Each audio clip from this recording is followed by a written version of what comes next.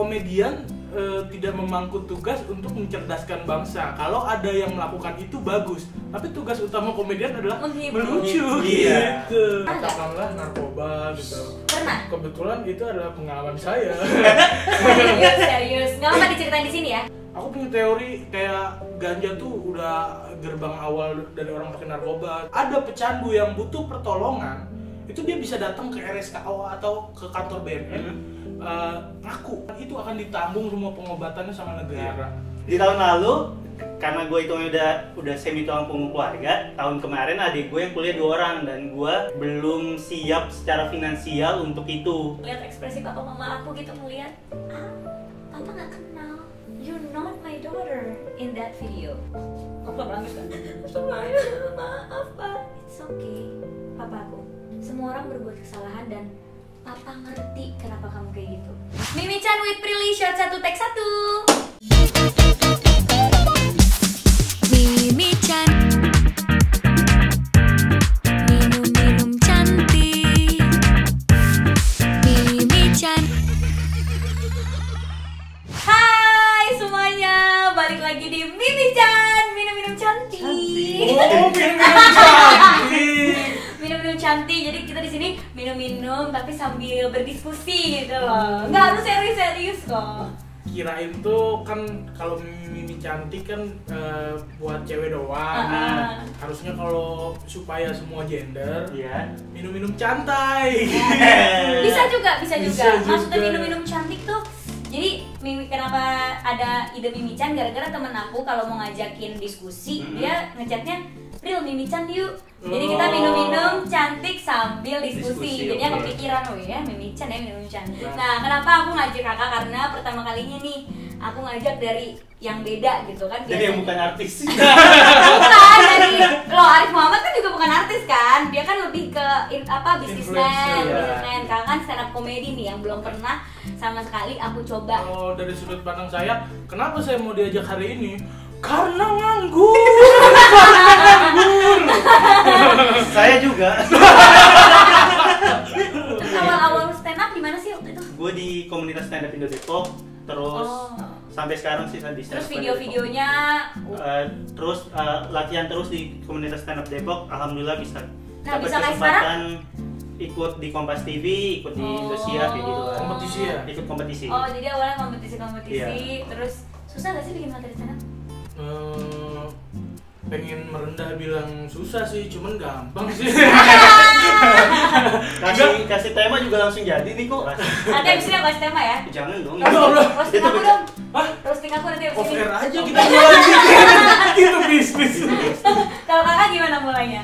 Kalau aku mulainya kan waktu itu kan kelas 3 SMA. Kelas 3 SMA 2012. Terus kan udah selesai UN, udah selesai ujian praktek macem-macem. Jadi di sekolah tuh udah tinggal main-main doang, kelas meeting gitu-gitu doang kan. Terus lebih sering ke warnet, jadinya lebih sering ke warnet, main game online itu Point Blank. Di sela-sela lagi main Point Blank, temen warnet aku kayak kenapa sih dia ngakak mulu gitu, dia pakai headphone terus ngakak mulu gitu, terus bilang apa sih lu gitu, kayak baru aja lu nonton video lucu gitu. Iya ini lucunya jenis baru kata temen aku gitu, terus aku coba tukeran PC sama dia kan. Aku dia mainin Point Blank aku nonton punya dia, ternyata itu video Radit stand up. Oh, jadi ini semuanya dari Kak Radit ya? Iya. Terima kasih Kak Radit ya Dika, ya ampun. Dewa, bro. Hampir semua komika di Indonesia Gara-gara inspired Kak by Radit dia. ya. Dewa bro, Bang Radit udah dewa bro. Iya, emang dewa banget sih. Anak sekarang ya, stand up nih ya, di semua produksi film pasti ada. Sekarang udah ada namanya komedi consultant. Iya, itu dan Kaco kan, komedi Iya. konsultannya Ghostwriter. Yes. Pertama kali ada komedi consultant tuh di 2013 film Takemon Kakak Sayang. Sosoknya itu adalah Ajis 2000 yang pertama kali jadi komedi consultant. Sekarang banyak film lucu udah pakai komedi consultant. Itu Even harus sih. aku pernah jadi komedi consultant di film After Matthew.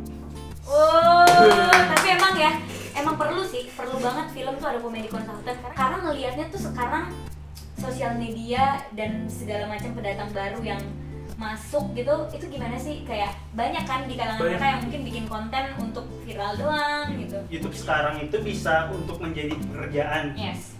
Ya masalah keren atau nggak keren kan itu perspektif kita doang.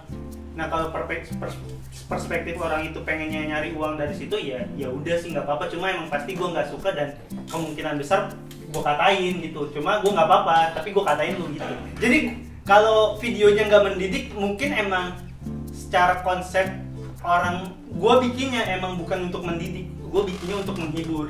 Nah, cara menghibur yang gue pilih di konten itu adalah dengan cara goblok-goblokan gitu.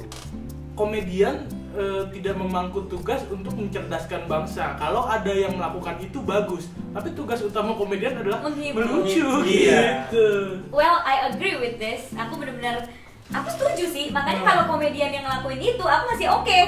Tapi kalau misalnya ada orang yang melakukan sesuatu yang membuat orang-orang tuh berpikir, gila ya, jadi artis tuh enak ya, gila ya, gampang ya kayak gini. Aku tuh agak kayak, aduh, harusnya dia juga kasih pengetahuan, knowledge kalau untuk berada di posisi kita nih ada usahanya, ada apa. Jadi bukannya sekedar kayak show off atau bahkan mamer-mamerin segala macem yang ngebuat orang tuh berpikir berada di posisi kita tuh sangat enak dan kita tuh hidup enak-enak aja gitu, sehingga semua orang berpatokan hidup enak jadi artis aja gitu kan. Padahal kan ada cerita di baliknya yang dimana kita juga berjuang. Sekalian dibeberin aja, maksudnya jadi artis kan maksud ada tekanan kayak kalau aku komedian gitu. Begitu lucu ada turun dikit nih gitu, nggak lucu dikit gitu. Langsung pressure-nya kan kayak gimana sih lu gitu. Dan banyak yang nggak kuat ngadepin kayak gitu, akhirnya lari ke something yang negatif, kayak mungkin katakanlah narkoba gitu. Pernah? Kebetulan itu adalah pengalaman saya. Serius, nggak apa diceritain di sini ya? Bahkan sudah aku upload di YouTube. Itu Dia pemakai narkoba yang bangga, bro.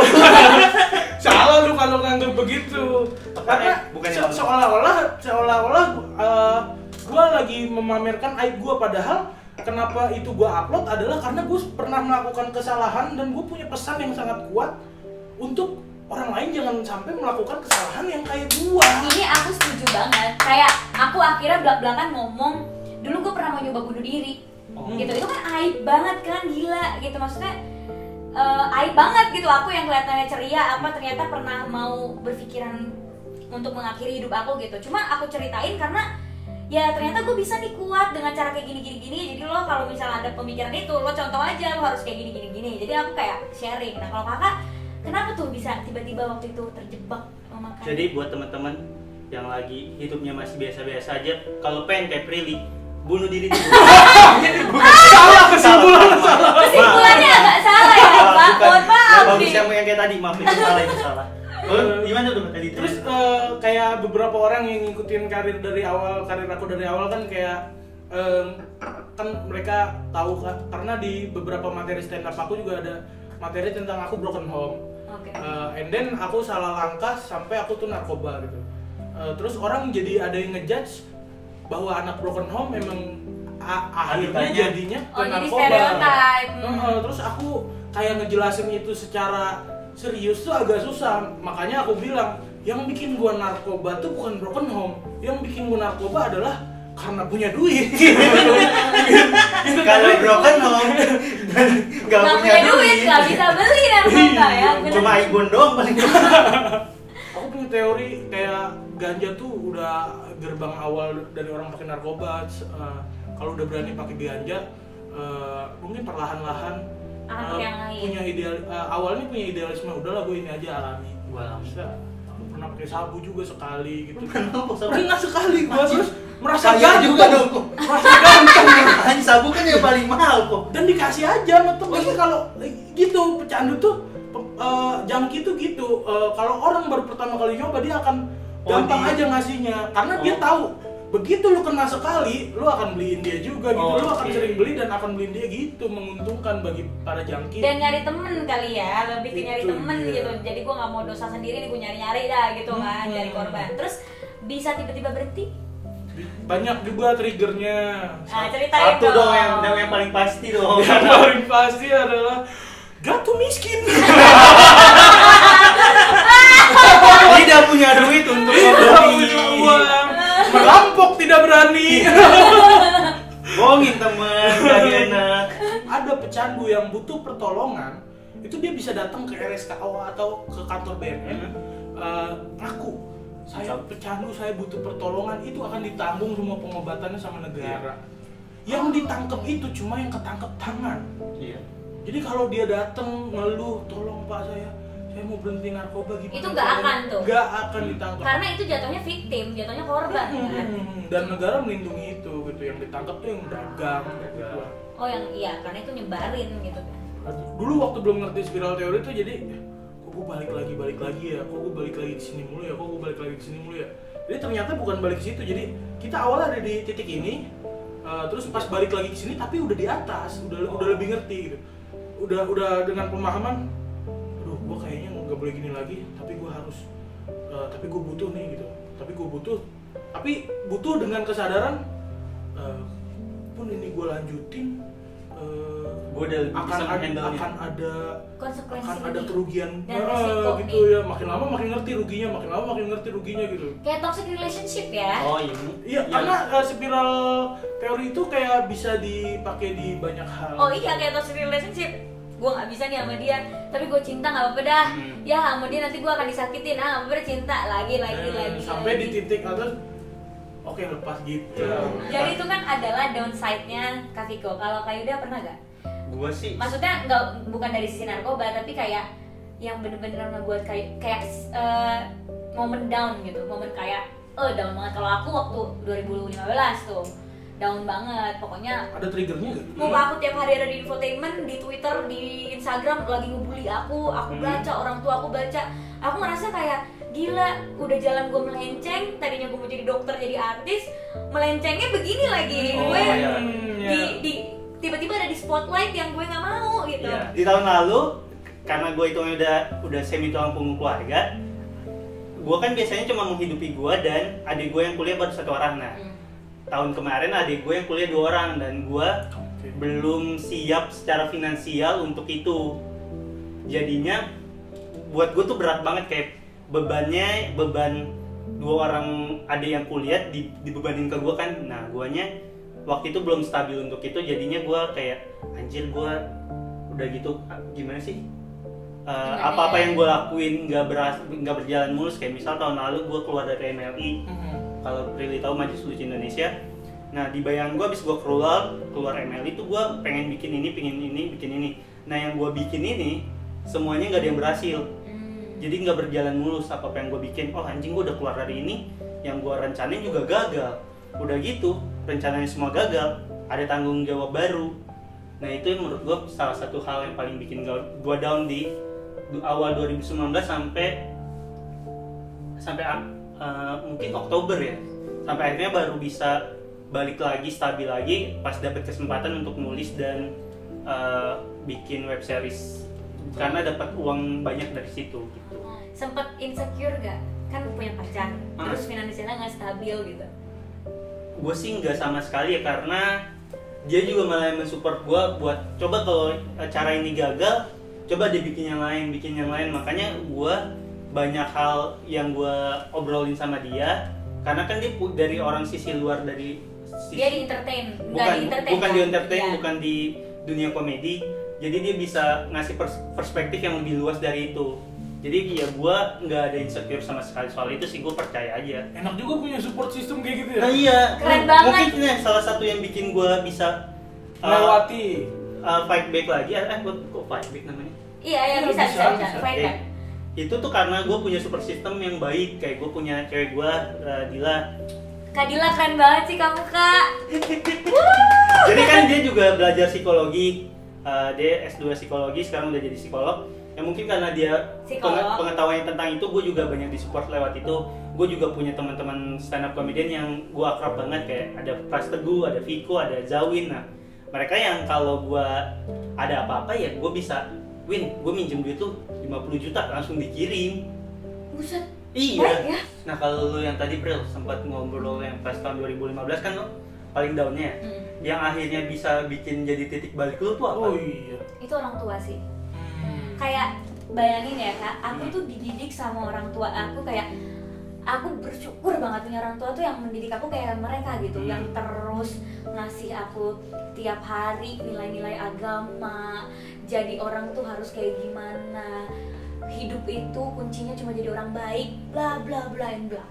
Tiba-tiba aku jadi sosok yang berubah karena pengaruh orang lain. Aku jadi nggak tahu itu siapa pada saat 2015 itu bukan aku gitu. Aku ngerasa kayak gila itu bukan gue. Rumah ngeliat ekspresi papa mama aku gitu, ngeliat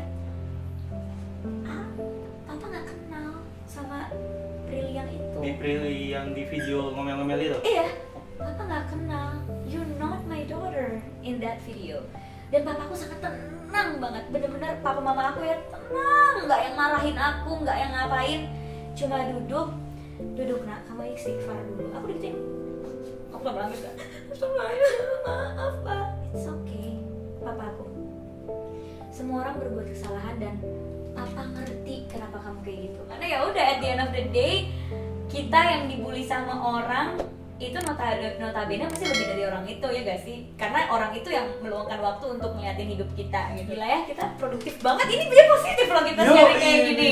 Parah. Ada yang berani sharing Nah, ini video di narkoba. YouTube gua ada yang bener, men. Biasanya kemunculan gua di YouTube kok nggak makan yang bikin muntah, dicukur aneh-aneh, aneh semua, Bang. Aduh, tapi thank you banget Kak Yuda sama Kak Viko udah sharing ceritanya. Karena nggak banyak yang tahu loh kayak kisah kakak gimana, taunya yang konyol-konyolnya doang, gimana lalu nyindir yang lain. Tapi ternyata di balik itu banyak banget perjuangan yang sebenarnya bisa menginspirasi orang-orang di luar sana. So thank you so much sudah mau diundang ke Mimichan. Iya, sama-sama. Mungkin di luar sana ada yang juga punya pemikiran itu, harus bisa berdamai dengan itu, dan ya udah hidup tuh ketawain aja. Tuh. Kalau aku punya quotes untuk menutup ini, life is hard but we can make it easy if we want. Thank you so much. Kembali lagi di Mimichan selanjutnya. Dadah.